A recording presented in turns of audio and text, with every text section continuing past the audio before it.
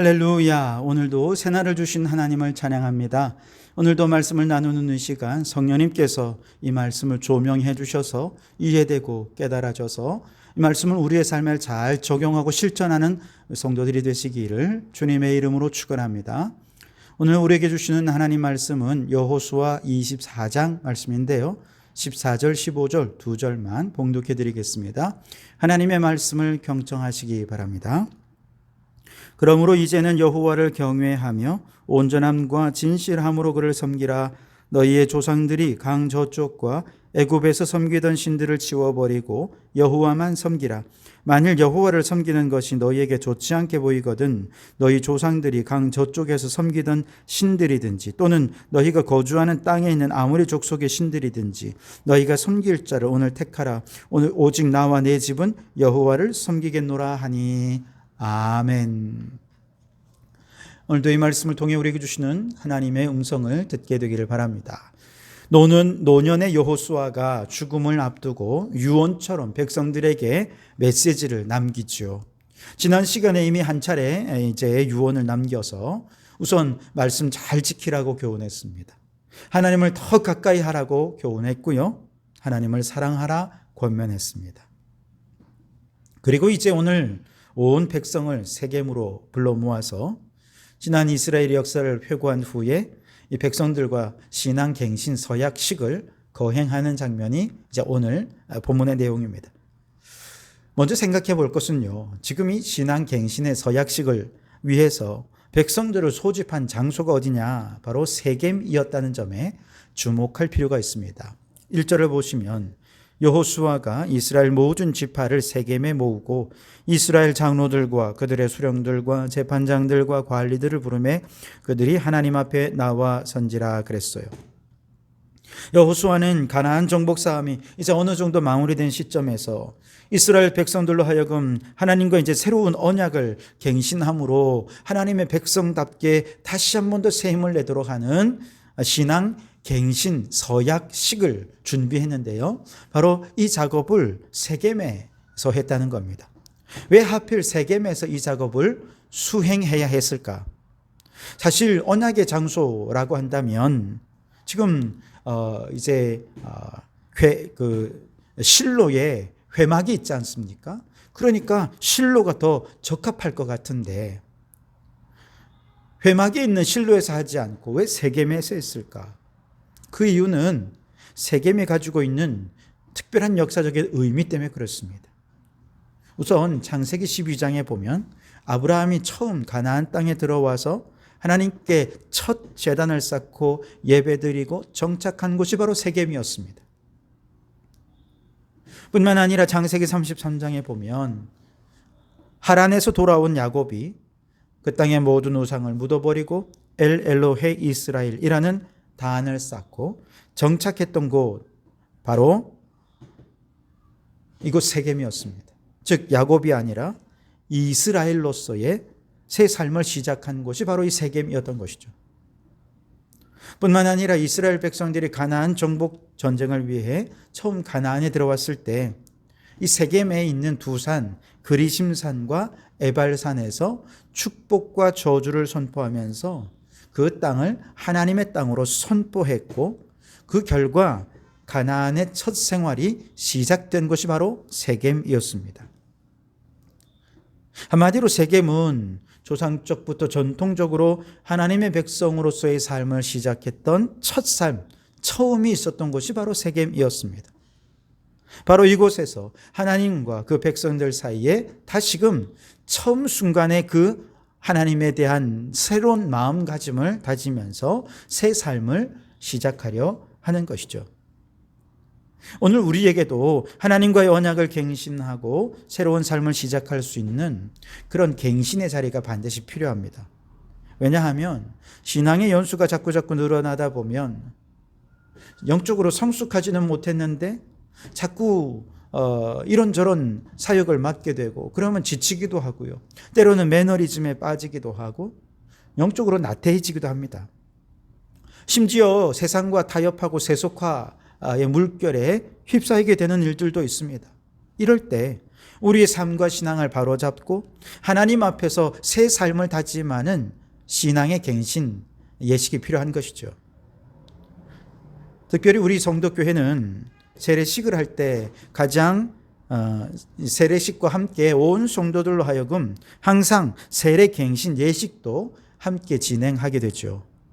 세례받는 분들의 모습을 보면서 모든 성도들이 나도 처음 세례받을 때 그랬지. 그 믿음, 그 감격, 결단을 회복해서 나태해진 신앙생활을 다시 잡고 하나님의 백성다운 삶을 새롭게 결단하도록 하는 것입니다. 이처럼 새 삶을 결단하는 바로 그 처음 세례받았던 그 자리가 오늘 우리에게는 세겜이라고 말할 수 있을 것입니다.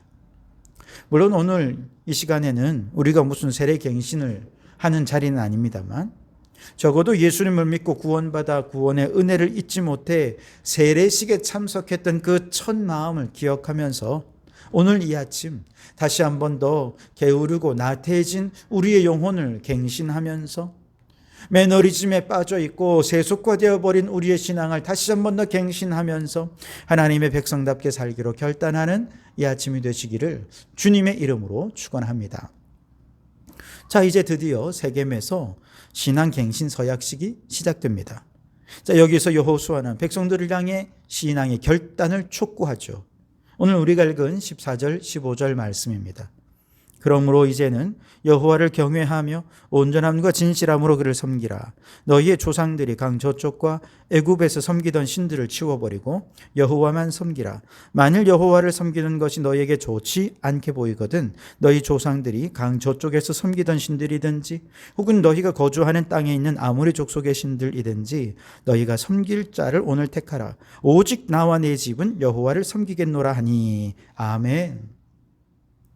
우상을 버리고 하나님만 섬기라 말씀하시는 것입니다. 여호수아는 지금 이스라엘 자손들이 이방 종교, 이방 문화에 너무 쉽게 노출이 되어 있다는 걸 너무 잘 알고 있었습니다. 이대로 내버려 두면 가나안 원주민들을 그 곁에 두면서 그들의 이방 종교와 문화를 그냥 흡수해버려서 그 유혹의 덫에 빠져서 결국 넘어지고 말 것을 너무 잘 알았습니다. 만일 이 백성들이 하나님을 떠나 이방신을 섬긴다면 어떻게 될까요? 하나님은 질투하시는 하나님이십니다. 그 하나님은 결코 그들을 가만 내버려 두지 않으시고 반드시 심판의 채찍을 드실 것입니다. 그래서 하나님의 두려움을 아는 여호수아는 이 백성들에게 하나님을 섬기라고 촉구한 것입니다. 19절 말씀해 보시면 여호수아는 이렇게 말합니다. 여호수아가 백성에게 이르되 너희가 여호와를 능히 섬기지 못할 것은 그는 거룩하신 하나님이시요 질투하시는 하나님이시니 너희 허물과 죄를 사하지 아니하실 것임이라 그랬습니다. 우리 하나님은 거룩하신 하나님이시요 질투하시는 하나님이시다. 허물과 죄를 사하지 않는 심판하시는 하나님이시다 라고 경고한 것이죠. 질투하시는 하나님 앞에 가장 큰 죄는 무엇입니까? 영적 간음, 우상을 숭배하는 것이죠. 남편이 여기 있는데 다른 남편에게로 그 품에 안겨 있다면 어느 남편이 그를 가만히 내버려 두겠습니까? 어느 남편이 질투하지 않겠습니까? 그러한 허물과 죄를 결코 사하지 않을 것입니다. 강력하게 심판을 말씀하시는 질투하시는 하나님 앞에서 여호수아는 온 백성들에게 선포합니다. 우상 거절하고 하나님을 택하라고. 그렇지 않으면 하나님의 심판이 도래할 것이라고 말하고 있는 것이죠. 자, 그런데 이렇게 하나님을 섬기기로 선택하였다면, 결단했다면 이 결단 속에는 마음을 단단히 먹어야 하는 부분들이 있습니다.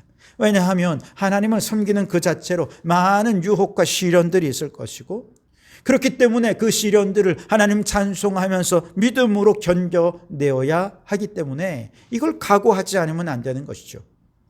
가나안은 이스라엘 백성들에게 안정과 평안보다는 사실 시련의 땅이었습니다. 그들의 노인 지리성의 특성상 이민족의 침략이 굉장히 빈번했습니다. 백성들은 수시로 그러한 시험을 당해야 했고 그 시험을 그들은 없앨 수가 없었습니다. 시험을 없앨 수 없다면 그 시험 반드시 통과해야 해야 할 터인데, 그렇다면 오늘 너희가 섬길 자를 택하라 라는 이 말씀은 결국 어떤 시험이 오더라도 믿음으로 끝까지 하나님 붙잡고 이 시험 잘 이겨내고 믿음으로 승리해서 최후 승리로 하나님께 영광을 돌려드리기를 결단하라 라고 하는 결단의 촉구이기도 했던 것이죠. 시험과 시련을 통과하지 못한다면 여기에는 발전은 없습니다. 신앙의 성장도 없습니다. 언제나 같은 일이 반복될 뿐이죠. 역사는 언제나 시험을 넘어설 때 시작이 됩니다. 믿음의 성장과 성숙도 마찬가지죠. 시련을 넘어서고 고난을 넘어설 때 그 다음 약속된 희망의 메시지가 열려지게 되는 것이죠. 하나님의 약속은 시험을 이긴 자에게 허락되는 선물입니다. 시험을 이긴 사람만이 하나님께 찬양과 영광을 돌려드릴 수 있지요. 그래서 시험과 시련은 하나님에 대한 신뢰의 기반을 흔들어 놓지만 그 시험과 시련을 잘 이기면 그 기반은 더 단단해지게 될 줄 믿습니다. 그러니 여러분, 하나님을 섬기기로 결단하는 그 순간 우리에게 많은 시험과 시련들이 다가온다는 것을 잊지 마시기 바랍니다. 두려워하지도 마십시오. 하나님이 언제나 우리와 함께해서 어떤 시련도 감당할 수 있는 힘과 능력을 더해 주실 줄 믿습니다. 그리고 이긴 자에게는 하늘의 큰 상급을 준비해 두신 줄 믿습니다. 그러니 우리의 선택은 승리를 위한 선택이 되어야 할 것입니다. 우리의 결단은 영원한 상급을 향한 선택이어야 할 줄 믿습니다. 오늘 우리에게 필요한 것이 아니라 내일 영원한 미래에 우리에게 주어질 큰 상급과 승리를 기대하며 오늘을 선택해야 할 줄 믿습니다. 특별히 여호수아는 그 선택이 오늘 택하라는 것입니다. 너희가 오늘 선택하라는 것입니다. 이 오늘이 강조되어 있습니다. 오늘이란 말은 그 선택에 긴박성이 있는 것이죠. 미루지 말라는 것입니다. 오늘 우리 시대는 이렇게 결단의 사람을 찾고 있어요. 너희 섬길 자를 오늘 선택하라고 선포한 여호수아는 주저하지 않고 자신이 먼저 고백합니다. 오직 나와 내 집은 여호와를 섬기겠노라.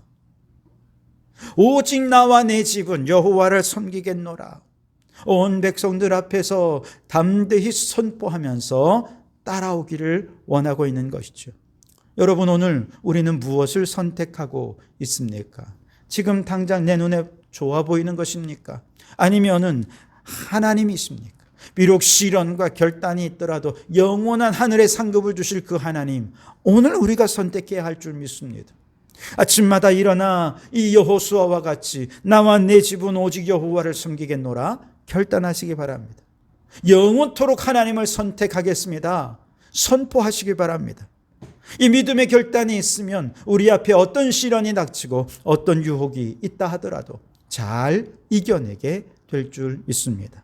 그날, 그 선택의 날이 바로 지금 오늘 이 시간 이 자리가 되셔서 믿음의 결단으로 승리의 삶을 살아가는 성도들이 되시기를 주님의 이름으로 축원합니다. 기도하겠습니다. 주님, 주님과의 첫사랑이 있는 세례의 자리가 우리의 책임이 되기를 원합니다.